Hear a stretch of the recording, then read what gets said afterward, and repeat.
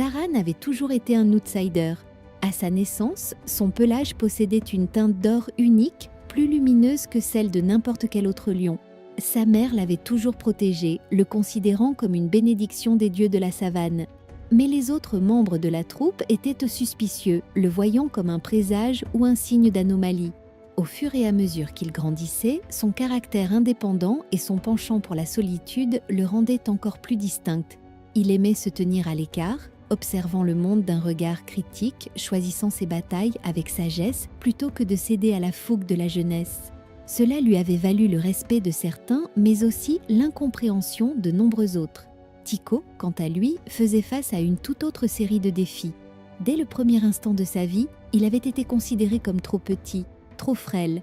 Sa mère, avec amour et détermination, le protégeait des regards moqueurs et des rires étouffés. Malgré son gabarit, Tico possédait un cœur immense et une curiosité sans fin pour le monde qui l'entourait. Sa petite taille l'obligeait à être plus ingénieux, plus rapide, et il avait développé une intelligence vive pour compenser. Zaran et Tico, à des kilomètres l'un de l'autre, grandissaient en affrontant les épreuves que la nature leur avait données.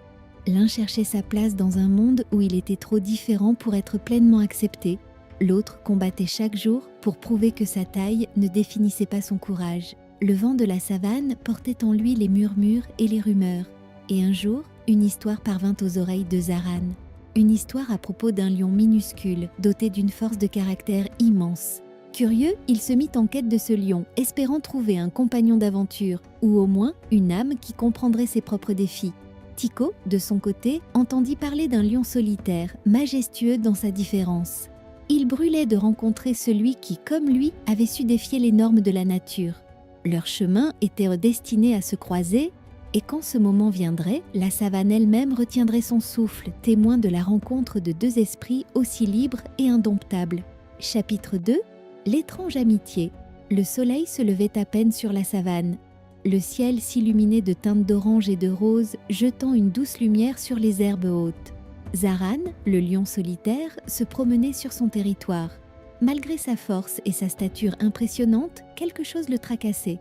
Depuis son altercation avec la meute, il se sentait seul, trop seul. Il avança vers une mare pour s'abreuver. L'eau calme reflétait le ciel et en y plongeant son museau, Zaran eut une vision claire de sa solitude. Pendant ce temps, un petit lionceau, à la démarche hésitante, observait Zaran à distance. C'était Tico, le lionceau né trop petit. Contrairement à ses frères et sœurs, Tico n'avait jamais été accepté par les autres. Son petit corps et sa faiblesse apparente l'avaient toujours rendu vulnérable aux moqueries et aux attaques.